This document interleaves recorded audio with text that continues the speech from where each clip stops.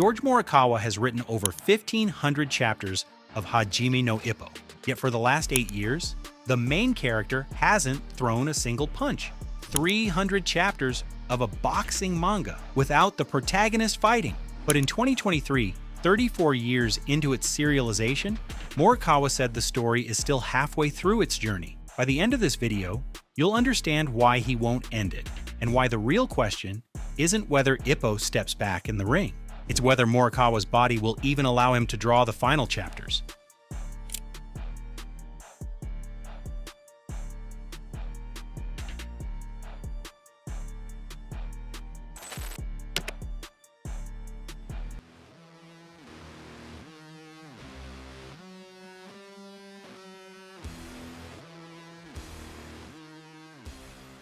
George Morikawa debuted as a mangaka at 17, still in high school, and his first 2 serialized works, Kazuya Now and Signal Blue, both got cancelled for low popularity. Then Hajime no Ippo launched in Weekly Shōnen Magazine on October 11, 1989, and it outlasted every other series in the magazine's history. 37 years later, it's not just his greatest work, it's his only one. But Morikawa doesn't just draw boxing watching from the sides, he actually built his life around it. He owns a real boxing gym, corners, actual fighters, and lives inside the sport the way most mangaka only research it, then draws every single chapter alone. No co-writer, no art delegation. The closest thing he ever had to a collaborator was Kentaro Miura, the creator of Berserk, who worked as his assistant and became a close friend. Remember that because it pays off later. And from chapter 1, the manga seeded specific promises. Ippo versus Miyata, the rivalry planted in the very first arc. Ippo versus Ricardo Martinez, the unbeatable world champion, and Takamura's quest across 6 weight divisions. Morikawa laid these pillars down decades ago. Most videos about long-running manga will tell you the publisher won't let it end. That's the easy answer. But with Morikawa, the truth runs deeper, and for that, you need to understand the machine his story runs on.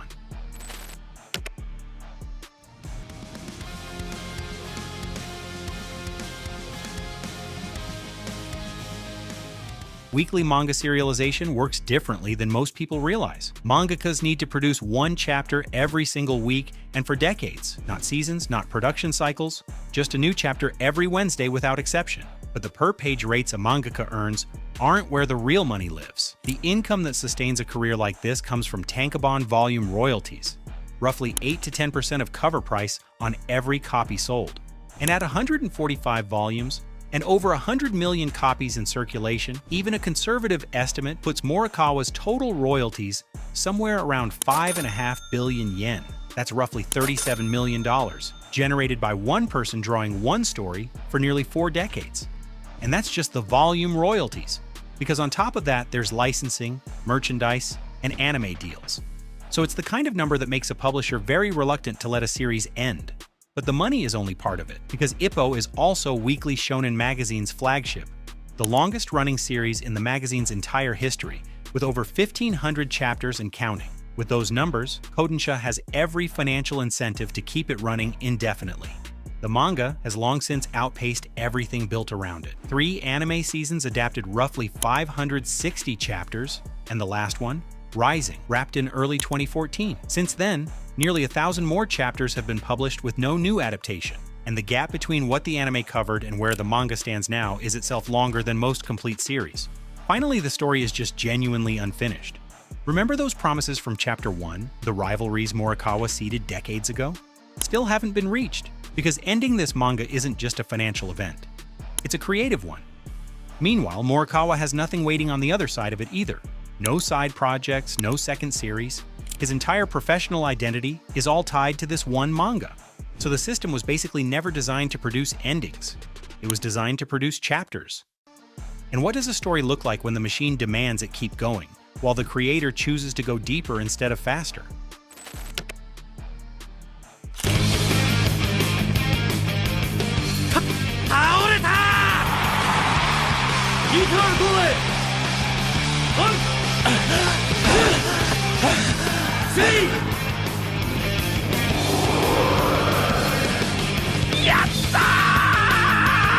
For almost 30 years, the formula held.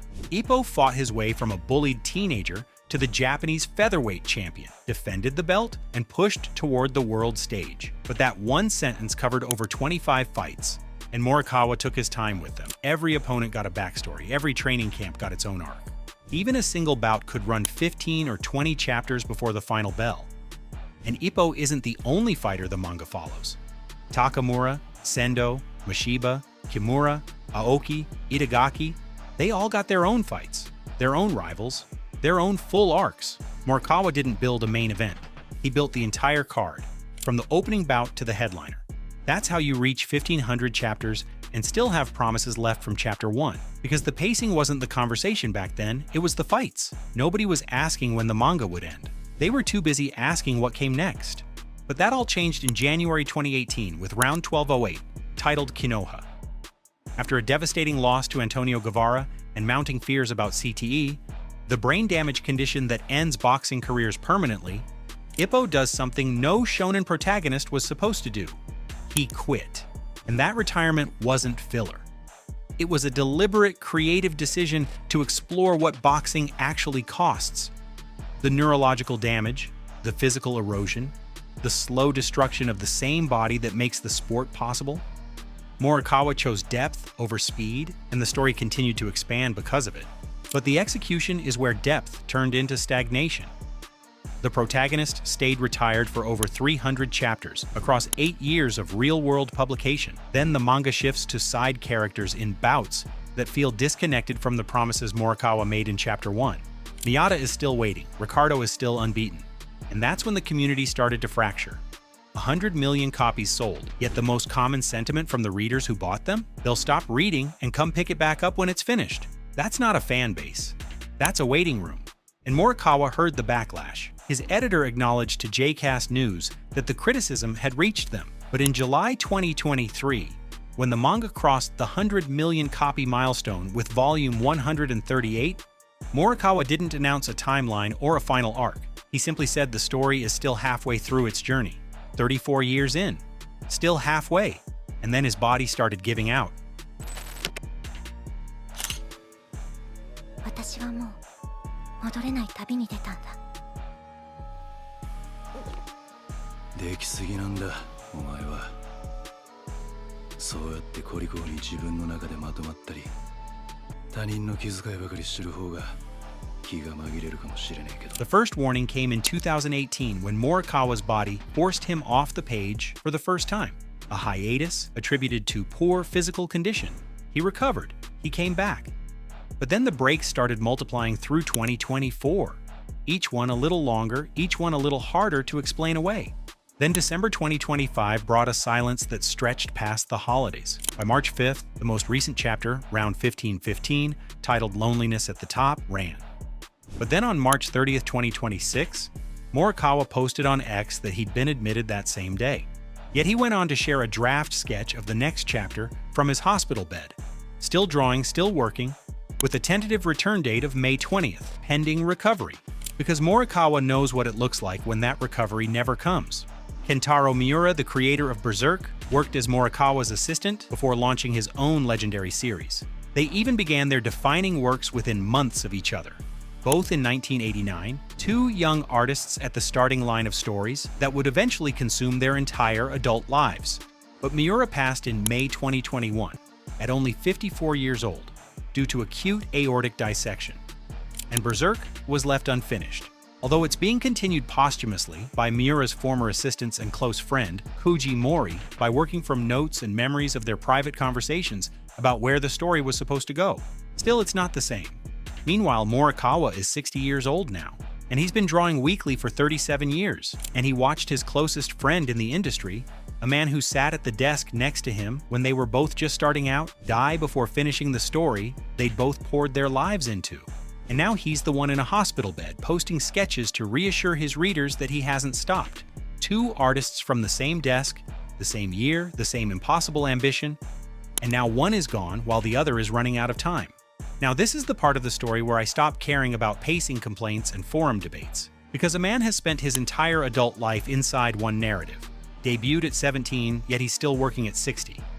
So the question that keeps bothering me is not whether the retirement arc was the right creative call. It's whether this man will even be physically able to draw the ending he says he's already decided on. Because Miura had an ending too. He knew how Berserk was supposed to end, yet he never got the chance to finish it. Meanwhile, the fan response to the hospitalization was blunt, and one widely shared comment captured it. For the sake of the manga, the best thing would be for Morikawa to hand it over to someone else and just supervise. Because if it continues at this pace, Hajime will never end. But he won't, and he never has.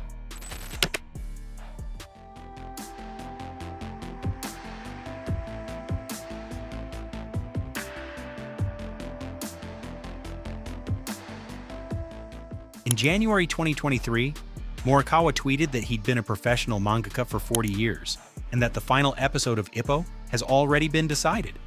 He knows how the story ends.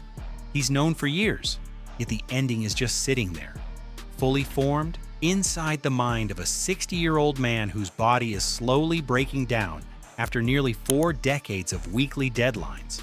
And his perfectionism won't let it out. Even when the original anime's second episode deviated from the manga back in 2000, Morikawa told the production team to stop immediately. In a January 2024 post reflecting on it, he recalled his exact words, "That's not what you promised, stop now. If you don't stop, I will stop the serialization." His condition to the studio had been simple. Please don't disappoint the readers who have bought 40 volumes of the manga. So you can't expect a man who's willing to shut down a madhouse production over a single bad episode to simply hand the final chapter of his life's work to just anyone. George Morikawa has spent 37 years on one manga because the story is genuinely that massive, because the system was never built to let it end, and because he is the only person he trusts to finish it. But this isn't just a story about one creator's dedication. It's proof that the weekly manga machine was engineered to extract from its creators until there's nothing left. Hajime no Ippo isn't a pacing problem or a publisher conspiracy.